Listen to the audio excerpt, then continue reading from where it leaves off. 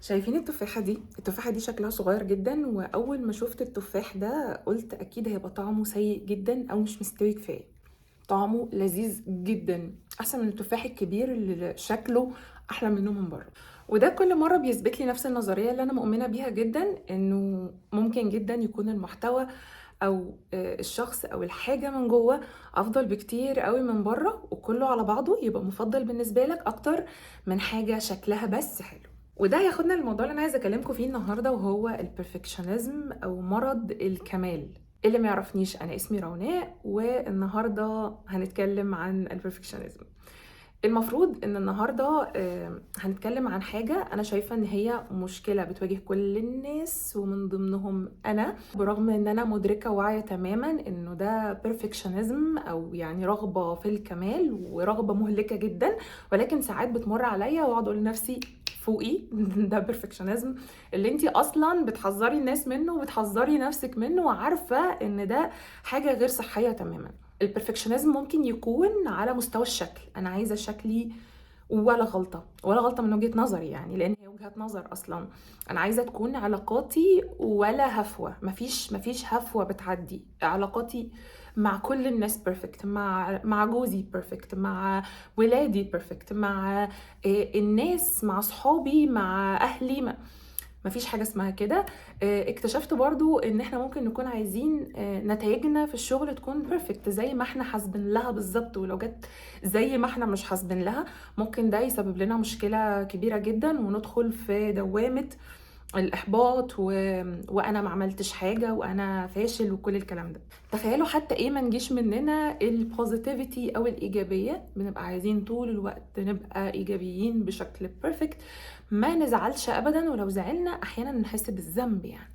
فالنهارده هبتدي بمقدمه انا شايفه ان هي مهمه جدا، وهي انه انا من وجهة نظري، ولو فكرتوا فيها هتلاقي وجهة نظري غالبا صح جدا، وهي انه البرفكشنزم بيساوي عدم الايمان الكامل بقضاء الله وقدره، او يمكن عدم الايمان اصلا بقضاء الله وقدره. كتير مننا بيقول ان هو مؤمن بقضاء الله وقدره، ان هو عارف انه كل حاجة بمشيئة ربنا، وعارف انه كل حاجة ميعادها مكتوب عند ربنا، ولكن وقت التنفيذ بيكون مش مؤمن بالكلام ده خالص. لان احنا لو مؤمنين بشيء فبنتعامل بيه او بنتصرف بيه او بيكون يعني بنفكر بيه، لكن لما بنكون مش مؤمنين بشيء ما بنتصرفش بيه. فلما نكون بنقول بس ان احنا مؤمنين بقضاء الله وقدره ونيجي في الواقع ما ننفذش ده، فهو قلة إيمان بالنقطة دي، ودي حاجة خطيرة جدا. لما أكون مثلا على مستوى الشكل أنا مش حاسة إنه هو ربنا خلقني كده وأنا مبسوطة بشكلي كده، والمفروض أحمد ربنا كل يوم إن أنا مثلا سليمة معافاة، لا ده أنا ببتدي أدور على النواقص عشان أشوف أنا ناقصني إيه، وأقعد أزعل عليه وأنسى كل نعم ربنا عليا. وكذلك زي ما نقول مثلا في نتائج أي شيء، ببقى عايزة زي ما أنا مخططة لها بالظبط، وبنسى تماما ان في حاجه اسمها مشيئه الله. تعالوا نمسك الموضوع كده حاجه حاجه علشان بس ما نتلخبطش وندخل كله في بعضه. احنا السنه دي 2023، ايه اكتر حاجه انا بنبسط جدا لما بعملها؟ ان انا اقعد اتفرج على افلام الثمانينات والتسعينات. انا اصلا مواليد التسعينات، فانا اصلا ما لحقتش اعيش فتره التسعينات، انا كنت بيبي وطفله جدا في فتره التسعينات، ما لحقتش ادرك يعني ايه تسعينات. يعني انا على ما صحصحت على الدنيا لقيت نفسي في الالفينات. فلما بقعد اتفرج على الثمانينات والتسعينات بحس كده باحساس مريح جدا. عارفين احساس الراحه ده لقيته من ايه؟ من ان الناس شكلها طبيعي، مش متكلفين. الديكورات بتاعت البيت والشارع شكله شارع طبيعي، شكل البيت طبيعي، مش متكلف زيادة عن اللازم، مش كل الستات بنفس الشكل ونفس الملامح والبشرة الفظيعة والشعر اللي يجنن والجسم طبعا انا محدش يفهمني تماما ان انا بقول ان احنا ما نبقاش النسخة الأفضل من نفسنا، بالعكس بالعكس خالص. من أحد أهم أسباب الثقة بالنفس إن أنا أكون واخدة بالي من كل تفصيلة فيا، واخدة بالي من شكلي كويس قوي، مهتمة بنفسي كويس قوي، مهتمة بكل شيء فيا بالمستخبي قبل اللي باين يعني.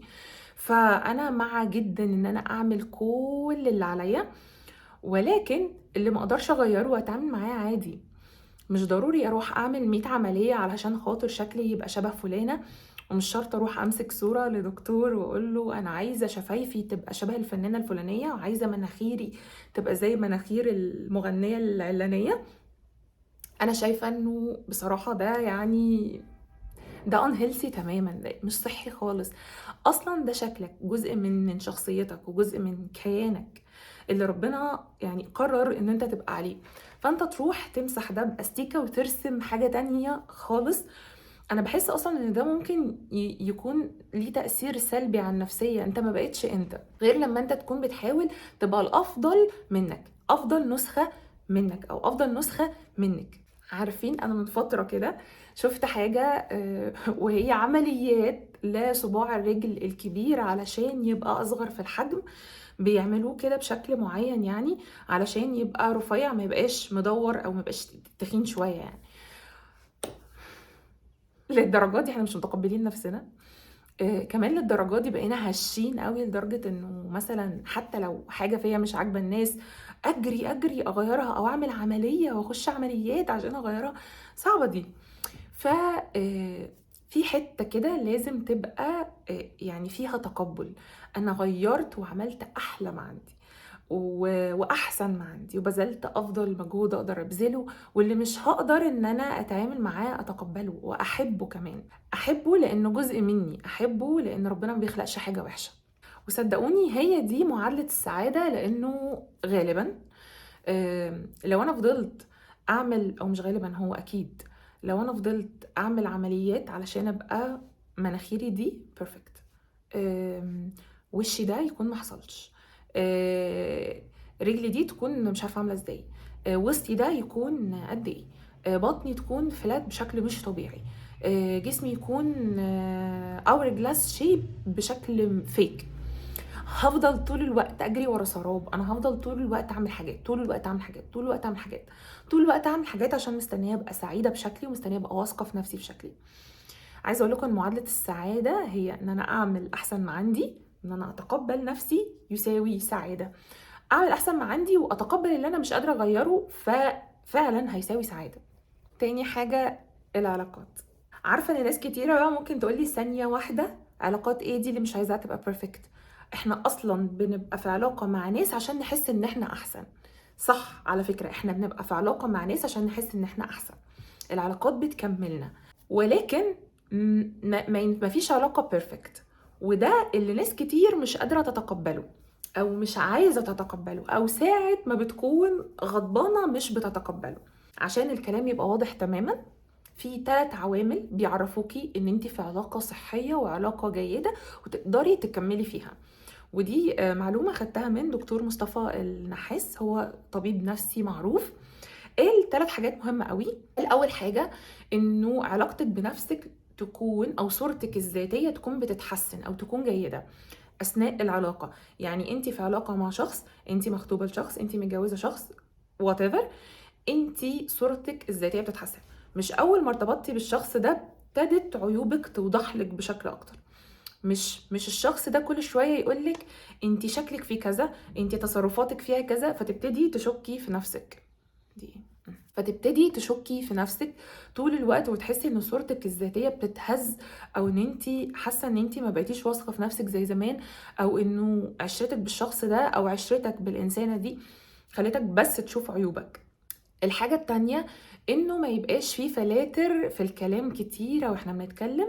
بصراحة انا مش شايفة ان هي حاجة صحية خالص ان انا اكون عاملة فلتر في الكلام، افكر في الكلام قبل ما اقوله لجوزي، افكر احكي له الموقف ده ولا هيبقى جادجمنتال معايا وهيحكم عليا ويقول لي مثلا انت كنتي في الموقف ده سيئة، انت كنتي سوري غبية، انت ازاي ما تصرفتيش بالشكل الفلاني. فبتلاشى ان انا احكي له حاجة عشان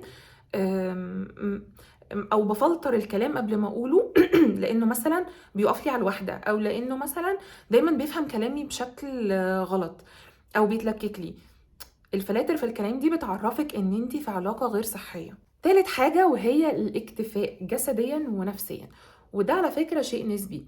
ان انا اكون جسديا ونفسيا مكتفيه جدا وانا مع الشخص ده، او انا او انت تكون مكتفي جسديا ونفسيا وانت في علاقه مع الانسانه دي. ده من العلامات اللي بتقول ان احنا في علاقه صحيه. وزي ما قلت لكم ده شيء نسبي.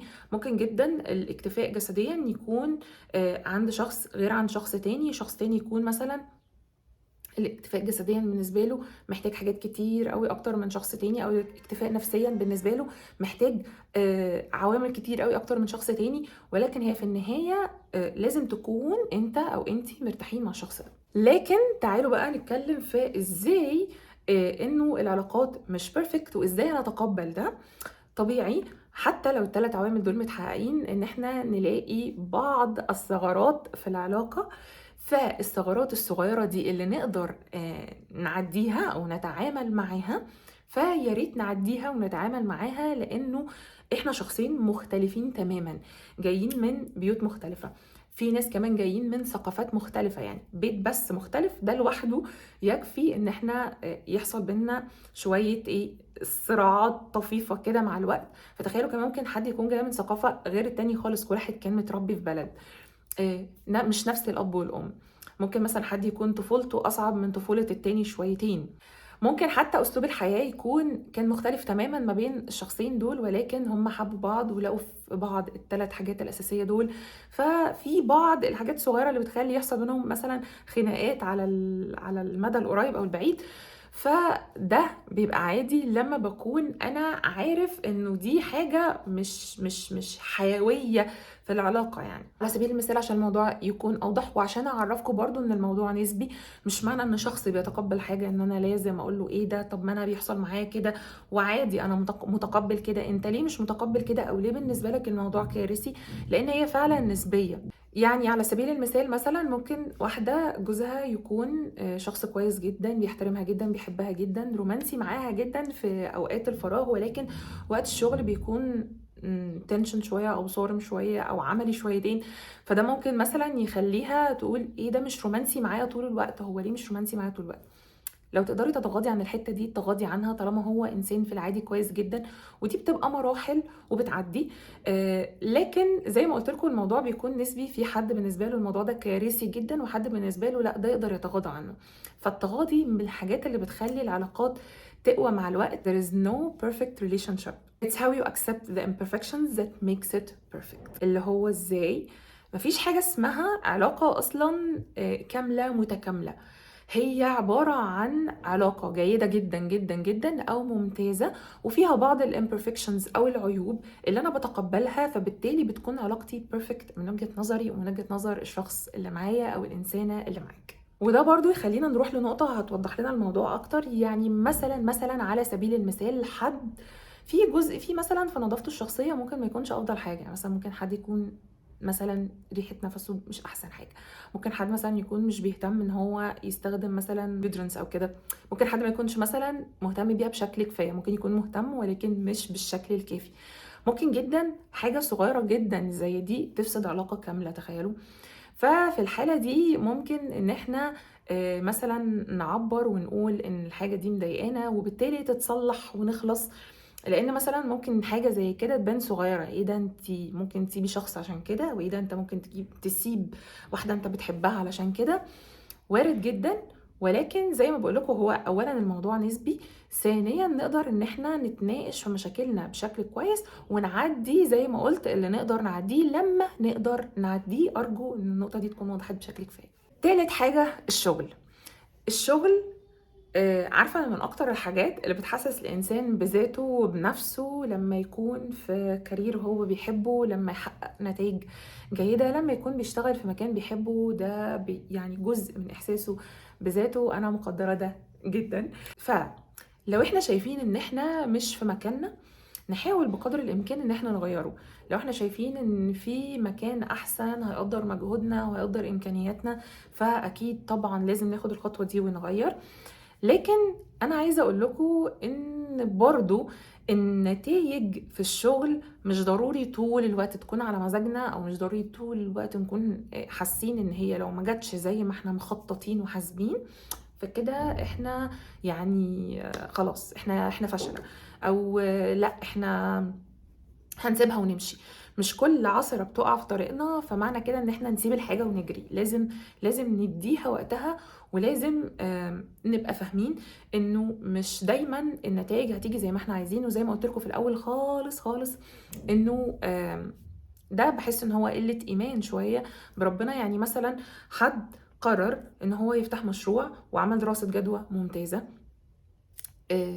عرف كل المفروض يعرفه، جهز كل المفروض يجهزه، رتب كل حاجة بشكل فوق الممتاز، ابتدى في مشروعه وعمل كل اللي يقدر عليه، والنتائج ما جاتش زي ما هو بيتمنى. فأحبط جدا جدا. حتى لو كانت جيدة مثلا فهو متوقع ان النتائج تكون ممتازة، فأحبط جدا جدا وقرر ان هو يوقف، او حس بالفشل اللي ناس كتير قوي بتحس بيه. وده اصلا احساس بيعطل جدا، بيخليش الواحد قادر ان هو يكمل لحد ما يوصل ان شاء الله للهدف اللي هو كان بيتمناه، او للنتائج اللي كان يعني او اللي كانت قريبة من اللي هو بيحلم بيها. ايه بقول ان هو قلة ايمان بربنا. احنا ما بنكونش اصلا عارفين الاقدار مخبيه لنا ايه، او ما نكونش عارفين ربنا عايز مننا ايه. احيانا كتير قوي بنمشي في حاجه ونتفاجئ ان الحاجه دي فتحت لنا ابواب تانية، مع ان احنا كنا فاهمين ان الحاجه دي هي اللي احنا هنكمل فيها وهنكون ممتازين فيها. فنحاول يكون عندنا شويه تقبل، واحنا نبقى مدركين ان احنا هنعرف سبب ان احنا ما نجحناش في الحاجه دي بالشكل الكافي قدام كتير. حاجات كتير بتتفسر، حاجات كتيرة مثلا ممكن تكون حصلت مثلا من 5 6 سنين 10 سنين، ونبقى مش فاهمين هي حصلت ليه، ولكن مع الوقت بنعرف والحاجة بتوضح قدامنا وتتفسر لنا هي ليه حصلت، وانا كان ربنا عايز مني ايه في الاخر. فنبطل اصلا نحكم على نفسنا، ونبطل نحط نتائج بالورقة والقلم. مفيش حاجة اسمها كده. شوية احنا ما بنسيبش الحتة القدرية دي، او شوية بطلنا من كتر ما بيتقال لنا اسعى لهدفك، مفيش مستحيل، مفيش حاجة اسمها لأ، حارب عشان هدفك. كلام كبير قوي، تقيل تقيل على فكرة جدا ان احنا ننفذه او نعمله، بيحسسنا بتقل قوي. الحياة اصلا لازم نستمتع بيها، لازم نسيب كده جانب للاستمتاع وجانب للأقدار. فحاولوا ان انتوا تتقبلوا النتائج. حاولوا ان انتوا دايما تسعوا، ما توقفوش سعي. لو انتوا مؤمنين بان المكان ده مكانكم، وبان انتوا لازم تكملوا للاخر، كملوا للاخر وان شاء الله هتتفاجئوا بالنتائج الحلوة. بس اهم حاجة نتقبل انه مش ضروري كل حاجة تيجي زي ما احنا مخططين بالظبط. في خطة ربنا اوعوا تنسوها. لو نسيناها على فكرة بنتعب. الحاجات اللي ربنا امرنا بيها وهي الايمان بقضاء وقدره مثلا، لما بننساها بنتعب. لما بنعتمد بس على نفسنا بنتعب جدا. ما تعتمدش على نفسك، اعتمد في الاول وفي الاخر على اللي خلقك، ثانيا على مجهودك او مجهودك اللي هيوصلك ان شاء الله. ولكن لازم نكون مؤمنين كفاية علشان ما تبقاش الرحلة شاقة ومهلكة. واخيرا، الايجابية المفرطة او الايجابية السامة، او حتى البرفكشنزم في الايجابية. يعني حتى الايجابية ما رحمناهاش يعني تخيلوا. فالايجابيه ان انا طول الوقت عايزه ابقى ايجابيه، ما ينفعش ازعل. اقول لكم ايه اهم اعراض ان انا عندي ايجابيه سامه، او ان انا من الاشخاص اللي عندهم perfectionism حتى في كونهم ايجابيين؟ انه انا مش متقبله فكره اني ازعل، او انا بحس بالذنب لما ازعل. وعلى فكره برغم ان انا عارفه كده كويس قوي، الا اني مريت بالحاجه دي لسه من قريب جدا. كنت زعلانه شويه، فكنت حاسه ان انا متضايقه ان انا زعلانه. فاهمين؟ مش سايبه مشاعري تطلع عادي للنور كده. انا عادي، انا شويه بزعل وشويه بفرح وشويه ببقى سعيده وشويه ببقى حزينه، شويه ببقى حاسه ان انا اكتف، وشويه حاسه اني كسلانه، شويه حاسه بملل. طبيعي، مشاعر إنسانية من حقها كلها تطلع. من أهم أعراض إن أنا عندي إيجابية سامة، أو إن أنا بمر بشوية إيجابية سامة، إنه أنا بحس بالذنب لما بزعل. إيه ده؟ يعني أنا كل الحاجات اللي أنا عارفاها دي وكل تطوير الذات اللي أنا فيه ده، وزعلانة زعلانة ليه؟ عادي زعلانة، مفيش مشكلة على فكرة. من الأعراض تاني عرض بقى للإيجابية السامة، وهو إنه أنا بطلت أسمع للمشاكل بتاعت حياتي. اللي هو بتجاهل. عندي مشكلة ما، بدل ما أحلها بتجاهلها. التجاهل في أوقات بيبقى حلو، ده اللي أنا جاية أقول لكم عليه، اللي هو التقبل. ولكن التجاهل تماما او ان انا احسس نفسي او اتوهم ان انا مش فارق معايا اي حاجه في حياتي خالص دي عشان بس افضل سعيده. بالظبط عامله زي كاني بكور اي حاجه موجوده عندي في الاوضه وبرميها تحت الكنبه او تحت السرير عشان ما تبانش. اي حاجه زباله، اي حاجه بلمها، وفجاه هلاقي ريحه الاوضه وحشه. فجأة بنلاقي نفسنا منهارين نفسيا مش عارفين ليه، ودخلنا في دوامة حزن كبير جدا مش قادرين نسيطر عليه. ده لان احنا ما خرجناش مشاعرنا اول باول. ومن الاعراض برضو بتاعت الايجابيه السامه او الايجابيه المفرطه ان انا مثلا اي حد حواليا عايز يشتكي لي من اي حاجه، او اي حد حواليا مثلا زعلان من حاجه، بحاول ان انا ما اديلوش بال علشان انا عايزه احافظ على ايجابيتي. يعني اللي هو بصراحه في منتهى الانانيه ان انا اتجاهل بعض الناس. دي حاجه صحيه جدا، لانه ممكن اصلا هم يكونوا ناس يعني كئيبه، او ناس كل شويه يقعدوا يشتكوا يشتكوا يشتكوا عمال على البطال. ولكن الناس الطبيعيه اللي في حياتي لما بيزعلوا المفروض جدا ان انا اقف جنبهم، مش ان انا اتجاهل مشاكلهم بس عشان احافظ على كوني ايجابيه. انانيه جدا على فكره. اتعامل بقى مع ده ازاي؟ اتعامل مع ده بانه اتس اوكي ان انا ابقى متضايقه، عادي ان انا ابقى شويه زعلانه، عادي شويه ان انا حاسه بملل، حتى عادي شويه ان انا ما احسش بثقه بالنفس عاليه في فترات معينه من حياتي لاسباب خارجيه، لاسباب هرمونيه. عاده البنات مثلا في فتره البي ام اس بيحسوا ان هم محبطين جدا، زعلانين جدا، كل مشاكل الحياه بتبقى قدامهم مضخمه او كبيره. عادي، دي فترة هرمونية مثلا وهتعدي. فكرة ان انا مش متقبلة ده واقعد اضغط على نفسي علشان ابقى دايما في مود معين. احنا مش كرسي او ترابيزة عشان دايما نبقى بنفس الشكل، ما بنحسش مثلا. لا، احنا بنحس وعندنا مشاعر، وربنا خلق لنا المشاعر دي اكيد لسبب. شوية بنحس ان احنا فوق، شوية نحس ان احنا تحت. عادي اطلع مشاعري، احاول فعلا ان انا مبقاش انسان يعني كئيب او انسان محبط طول الوقت وكده، ابقى انسان طبيعي. ولكن من الطبيعي اصلا ان احنا اوقات نحس باحباط او بزعل او بحزن. اخرج مشاعري، ما اكبتهاش. ده من الحاجات الصحيه جدا. لما شخص مثلا يجي، شخص عزيز عليا يجي يشتكي لي مثلا ان هو زعلان من حاجه او كده، ممكن جدا ان انا اتفاعل معاه، اطبطب عليه، ما اقعدش اقول له بص نص الكوبايه المليان، بص الجانب الايجابي. الكلام ده على فكره بيضغط جدا وقت ما يكون الانسان زعلان او محبط. ممكن جدا اقول له انه انا حاسه بيه، اعمل لك ايه علشان، او ادعمك بايه علشان عشان تتحسن. قول لي انت عايز مني ايه، احتوي الموقف. ولو انا عايزه اخليه بص نص الكوبايه المليان، اقول له انه يوما ما ان شاء الله هنعرف ليه ربنا عمل كده، او ليه اتحطينا في الظروف دي. يوما ما قدام هنعرف يعني ايه الحكمه من الموقف ده. فده اكيد هيخفف على اللي حوالينا، مش الكلام بتاع نص الكوبايه المليان، او انت لازم تجري، لازم تحارب، مش عارفه ايه.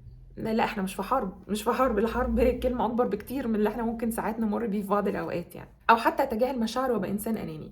زي ما اتفقنا نفسك اولويه، ولكن برضه ان انت تبقي عندك بعض التعاطف. ده شيء جميل جدا، وده شيء، ده جزء من انسانيتك. فاتمنى ان انا اكون قدرت اقدم لكم حلول عمليه شويه في موضوع الايجابيه المفرطه ده، او في موضوع الرغبه في الكمال.